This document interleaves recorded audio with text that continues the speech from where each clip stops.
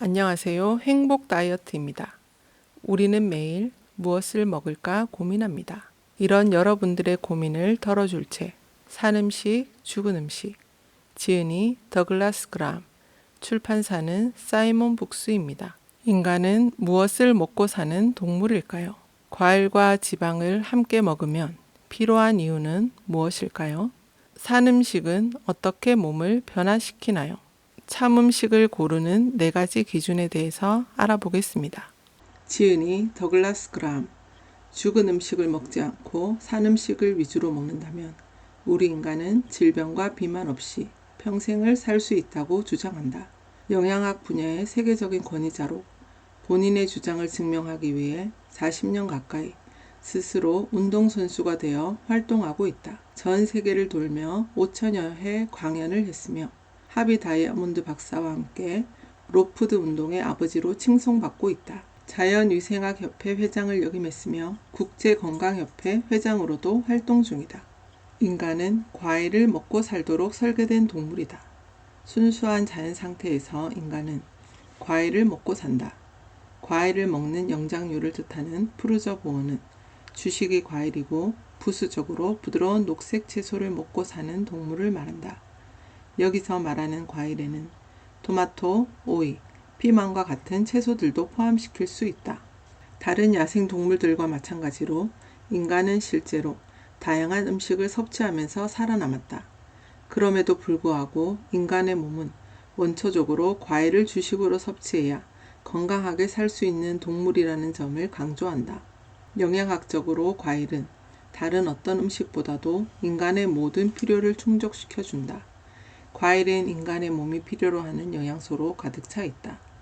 그것도 인간에게 필요한 최적의 비율로 말이다. 물론 특정 채소나 특정한 음식들의 경우 특정한 영양소의 성분뿐만 아니라 다양한 영양소를 더 많이 함유하고 있을 수도 있다.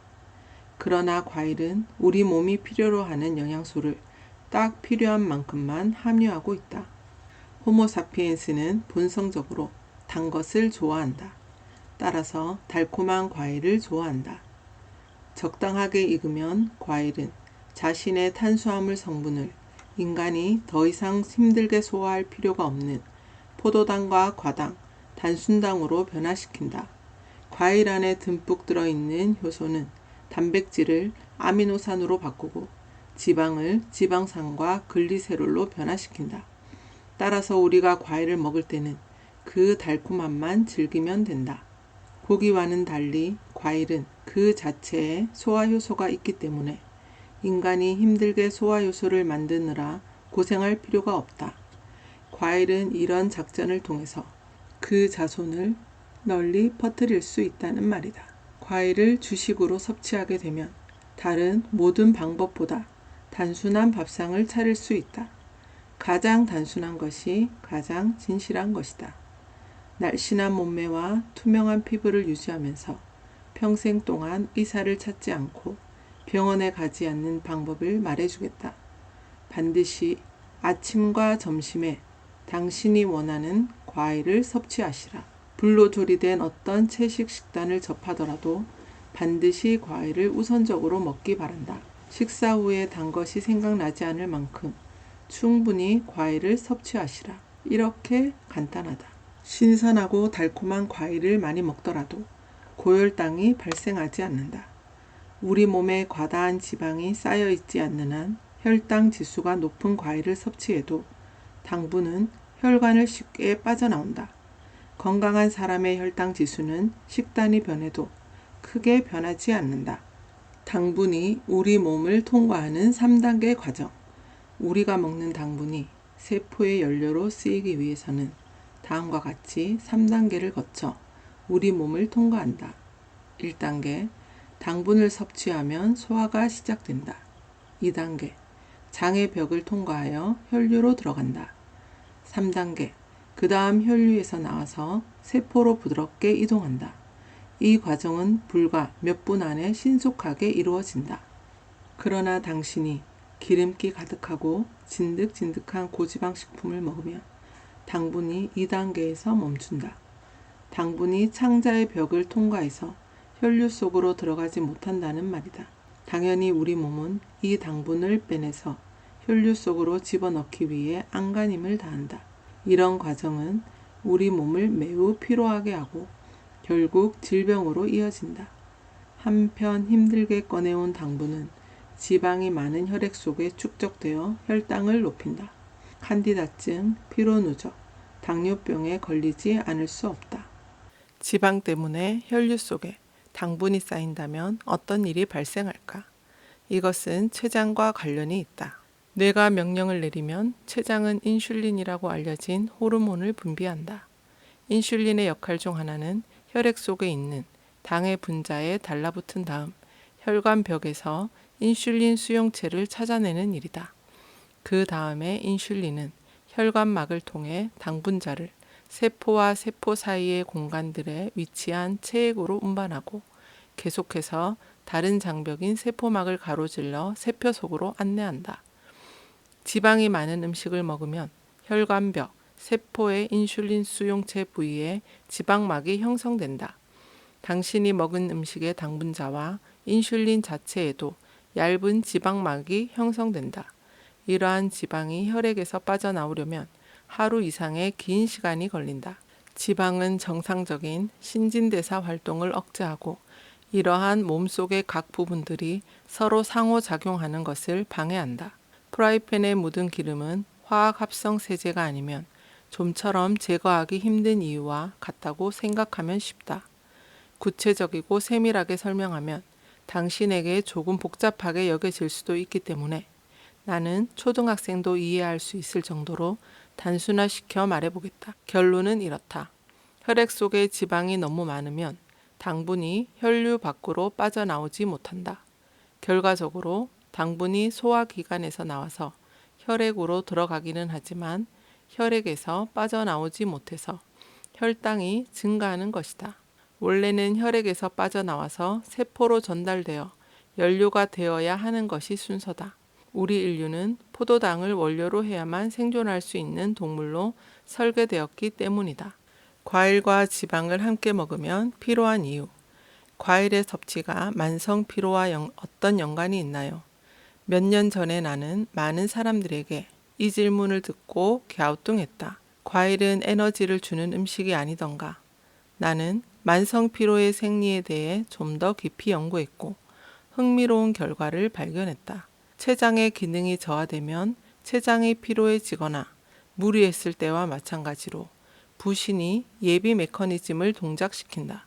부신에서 아드레날린을 분비해 췌장의 기능을 자극해서 인슐린 생산을 활발하게 증가시킨다. 당신이 고지방 식사를 할 때마다 비정상적으로 높은 수준의 지방은 혈액 속에 장시간 머무른다.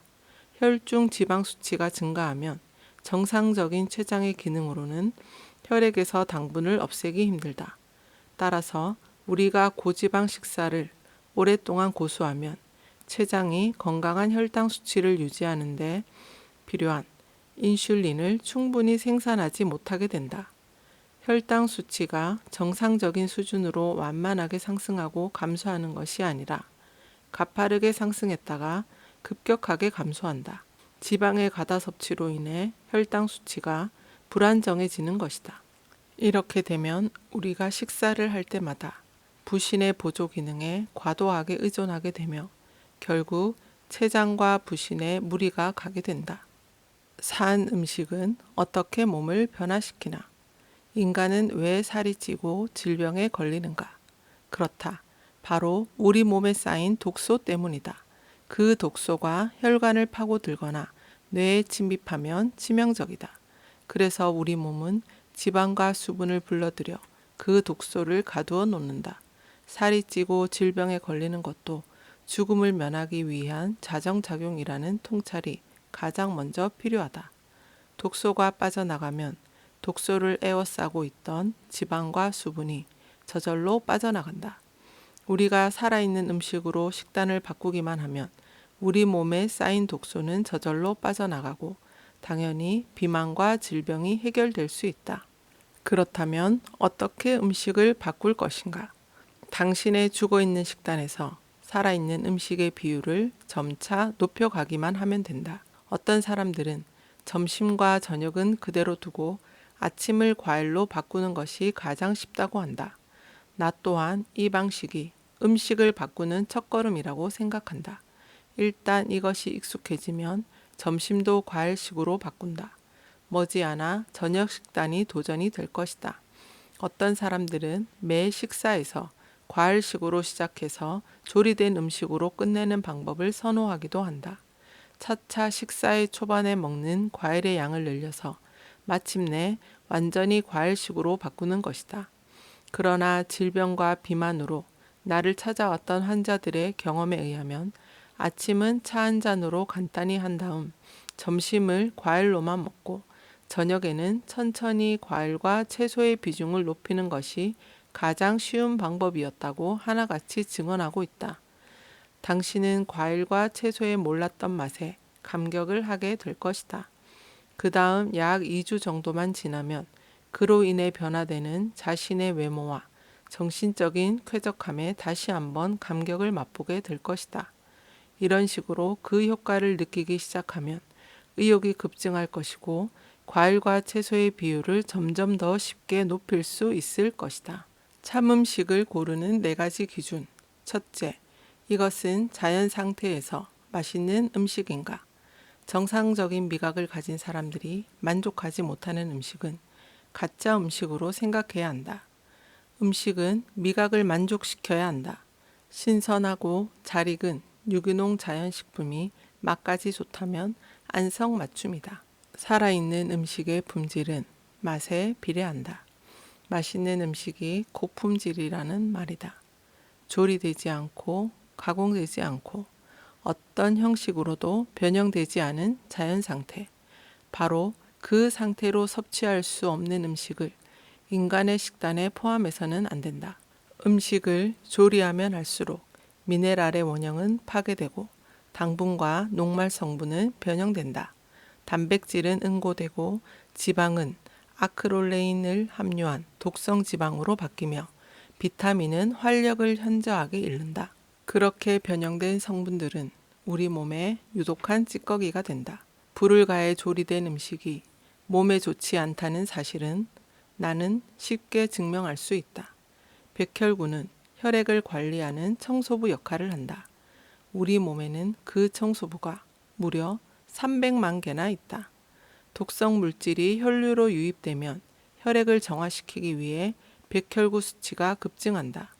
조리된 음식으로 식사를 하면 백혈구 수치가 일반적으로 1,500만에서 1,800만까지 증가한다. 때로는 그보다 더 늘어날 수도 있다. 백혈구 숫자는 왜 늘어나는가? 왜 갑자기 청소부 숫자가 늘어나는가 말이다. 그렇다. 쓰레기가 너무 많아서 청소부의 숫자를 늘릴 수밖에 없기 때문이다. 그러나 생과일과 채소로 구성된 식사를 하면 백혈구 숫자는 크게 증가하지 않는다. 깨끗한 음식이 들어왔는데 청소부가 무슨 필요가 있겠는가? 그 청소부들은 원래 하던 일, 그러니까 원래 청소하던 곳을 청소하고 몸을 깨끗이 하던 원래 일을 묵묵히 수행할 뿐이다. 당신은 아주 쉽게 경험해 볼 수 있다.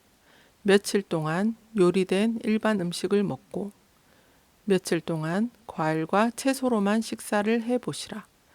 오래 걸릴 필요도 없다. 그저 2에서 3일이면 충분하다. 어떤 것이 속을 편하게 하고 에너지를 증가시키는지 직접 경험해 보시라. 그러므로 자연의 법칙은 다음과 같다. 만일 우리가 어떤 음식을 산 것으로 먹을 수 없다면 자연 상태에서 맛이 없는 것이므로 우리에게 맞는 음식이 아니다. 씨앗을 익히지 않은 채로 먹어보시라. 그 어떤 견과류도 날것의 상태로 먹을 수 없다는 사실은 인간에게 그것이 최적의 음식이 아니라는 사실을 증명한다. 둘째, 이것은 독소를 발생시키는 음식인가? 인간의 식단에 적절한 음식이라면 유해하거나 이물질이 들어있어서는 안 된다. 우리 몸속에 독소를 공급해서는 안 된다는 말이다. 양이 적든 많든 순하든 독하든 상관없다. 중요한 활동을 방해하거나 세포 및 조직을 파괴하는 것은 우리 몸에 유독하다. 셋째, 이것은 소화 흡수가 쉬운 음식인가? 소화 및 동화에 최소한의 필수 에너지가 내재된 음식. 바로 그것이 인간에게 가장 이상적인 음식이다. 인간에게 가치가 있으려면 음식이 효율적으로 소화되어야 한다. 당연히 인간 역시 손상되지 않은 소화 체계를 가져야 한다. 우리 호모사피엔스는 자연 상태에서 적응해온 음식물을 매우 효율적으로 소화시키고 동화시킬 수 있는 능력을 발달시켜 왔다. 30분에서 1시간이면 소화가 가능한 물질로 구성되어 있는 과일과 채소는 사실상 소화가 전혀 필요하지 않다. 그저 흡수만 하면 된다. 이들은 흡수 직후 매우 쉽고 빠르게 동화된다. 소화 에너지가 필요 없으므로 그 여분의 에너지는 몸속의 독소를 배출할 힘을 얻게 된다. 넷째, 이것은 우리 몸에 영양분을 주는 음식인가? 당신은 무엇이든 골고루 먹으라는 교육을 받으며 자라왔다. 이것저것 섞어서 골고루 먹으면 살도 찌지 않으며 건강하게 살 수 있다고 배웠다. 그래서 당신은 건강해졌는가? 그렇게 골고루 먹었는데도 병원이 환자들로 넘치고 피트니스 클럽이 번성하는 이유는 무엇일까? 골고루 먹어야 건강하다는 것은 진실이 아니다. 골고루 섞어서 먹는다는 것은 휘발유를 넣은 차량에 경유도 넣고 물도 섞고 액화가스도 넣는 것과 같아. 당신은 필요한 모든 영양소를 얻기 위해 다양한 음식을 먹을 필요가 없다. 그것은 오히려 몸의 부담만 가중할 뿐이다. 그 음식에 포함된 것을 쉽게 소화시키고 동화시킬 수 있을 만큼 간단히 먹어야 한다. 한 끼의 식단에 4에서 5가지 정도의 음식이 들어가지 않도록 해야 한다. 이러한 음식은 깨끗하게 씻는 것 외에는 준비가 거의 필요 없다. 소화를 간단히 하는 제철 음식 몇 가지만 선택하고 그런 방식을 꾸준히 유지시키기만 하면 된다. 예를 들어 하루에 한 끼는 양상추와 샐러리를 먹고 바나나를 곁들인다. 다른 한 끼는 감귤류와 견과류를 살짝만 넣은 샐러드를 먹는다. 겨울철에는 이 식단을 그대로 유지한다. 여름의 경우 한 끼 식사로 멜론을 꾸준히 먹는다. 두 번째 식사에는 망고, 복숭아, 그리고 토마토가 들어간 녹색 샐러드를 먹는다.